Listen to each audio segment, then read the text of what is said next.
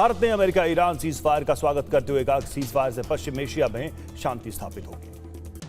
Hormuz में toll वसूली को लेकर विदेश मंत्रालय का बयान, ईरान के साथ टोल को लेकर कोई बातचीत नहीं हुई। भारत ने कहा हॉर्मुज से जहाजों की आवाजाही की उम्मीद है, संघर्ष की वजह से लोगों को काफी परेशानी हुई। केरलम, असम और पुडुचेरी में आज वोटिंग। असम की 126, केरलम की 140 और पुडुचेरी की 30 विधानसभा सीटों पर एक ही चरण में मतदान। 4 मई को आएंगे नतीजे। आज पश्चिम बंगाल में धुआंधार चुनाव प्रचार करेंगे पीएम मोदी, 3 रैलियों को करेंगे संबोधित। आज बंगाल में चुनाव प्रचार करेंगे शिवराज चौहान। सिंगूर में किसानों के साथ करेंगे संवाद। दोपहर 1:30 बजे स्वर्णकार समाज सम्मेलन में होंगे शामिल। पश्चिम बंगाल में आज बीजेपी अध्यक्ष नितिन नवीन के 2 कार्यक्रम स्पोर्ट्स क्लब इवेंट में होंगे शामिल। उत्तर दिनाजपुर के चाकुलिया में करेंगे जनसभा। पश्चिम बंगाल में 10 अप्रैल को बीजेपी जारी करेगी संकल्प पत्र। कोलकाता में अमित शाह जारी करेंगे संकल्प पत्र। महिला आरक्षण बिल पर 13 अप्रैल को महिलाओं से संवाद करेंगे पीएम मोदी। 16 से 18 अप्रैल के सत्र में बिल को पास कराने की तैयारी। केंद्रीय कैबिनेट की बैठक में 5 बड़े फैसलों को मंजूरी। 1,74,207 करोड़ के प्रोजेक्ट्स को मंजूरी। डीएपी, एनकेपीएस खाद पर सब्सिडी देगी सरकार। राजस्थान में एचपीसीएल रिफाइनरी के लिए 80,000 करोड़ और जयपुर मेट्रो फेज 2 के लिए 13,000 करोड़ रुपए को मंजूर। केंद्रीय महिला और बाल विकास मंत्री अन्नपूर्णा देवी का बयान, कहा महिला आरक्षण से जुड़े नए संवैधानिक संशोधन बिल से स्वर्णिम युग की शुरुआत। सूत्रों के मुताबिक केंद्रीय कैबिनेट ने महिला आरक्षण से जुड़े 3 विधेयकों को दी मंजूरी। महिलाओं को 33% आरक्षण से जुड़े हैं विधेयक। हरियाणा कैबिनेट में कई एजेंडे पास। न्यूनतम वेतन 35% बढ़ाया। अग्निवीरों को नौकरियों में 20% का आरक्षण।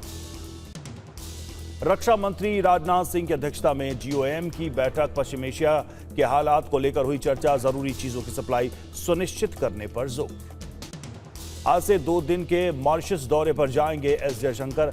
वहीं 11 से 12 अप्रैल को यूएई का करेंगे दौरा। आज दोपहर 3 बजे दिल्ली पहुंचेंगे नीतीश कुमार। कल राज्यसभा सदस्य के रूप में लेंगे शपथ। 10 अप्रैल को दिल्ली बीजेपी कोर कमेटी की बैठक। बिहार के नए सीएम के नाम का हो सकता है ऐलान।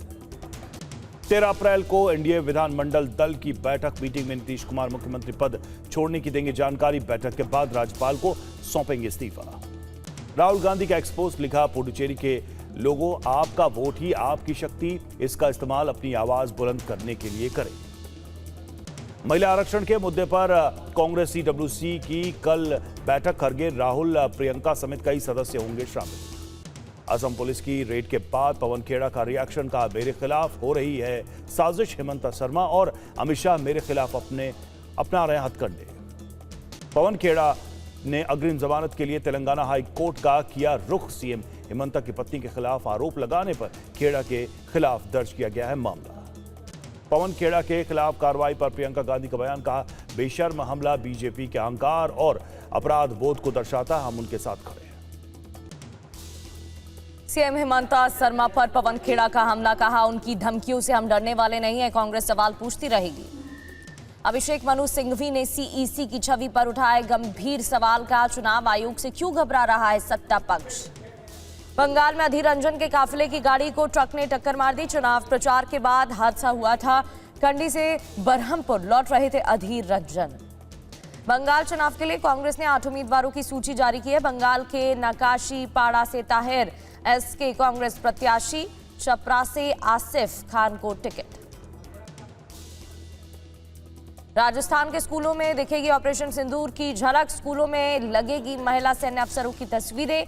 शिक्षा मंत्री मदन दिलावर ने ऐलान किया। एमसीडी की स्टैंडिंग कमेटी को लेकर आप और बीजेपी में घमासान हो गया है। विपक्ष ने लोकतंत्र की हत्या का आरोप लगाया। एआई ऑडियो से सियासी बवाल, आपका बीजेपी पर बड़ा आरोप। अनुराग ठाना बोले गोपाल इटालिया को बदनाम कर रही भारतीय जनता पार्टी गिरफ्तार करा सकते। सीबीआई ने केजरीवाल की सुनवाई से हटाने की अर्जी का विरोध किया। कहा जस्टिस स्वर्णकांता शर्मा पर पक्षपात का आरोप नहीं लगाया जा सकता। बंगाल के बालागढ़ की रैली में सीएम ममता बनर्जी का बीजेपी पर बड़ा आरोप। कहा बीजेपी जीत गई तो मांस मछली बांग्ला भाषा छोड़ना होगा।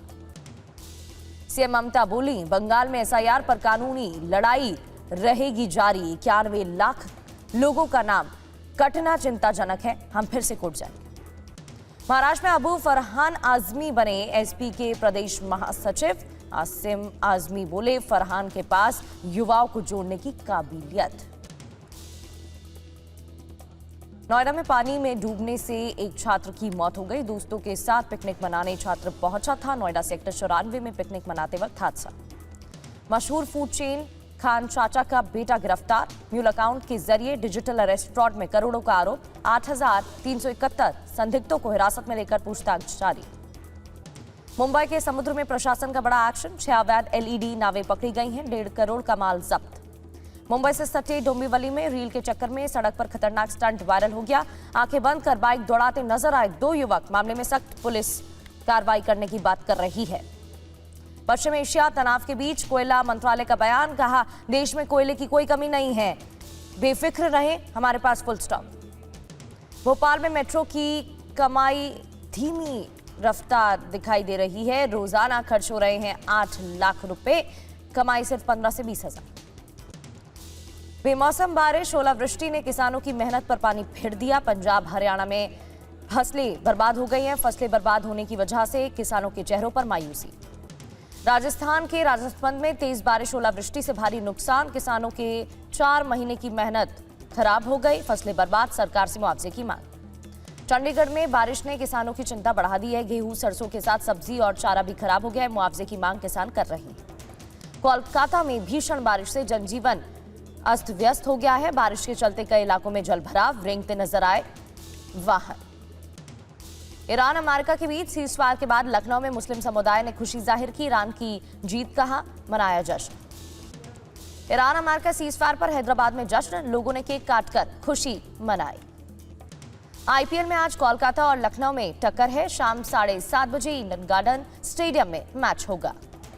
गुजरात की आईपीएल के इस सीजन में पहली जीत है। दिल्ली को रोमांचक मैच में 1 रन से हराया। राशिद खान ने 3 विकेट झटके।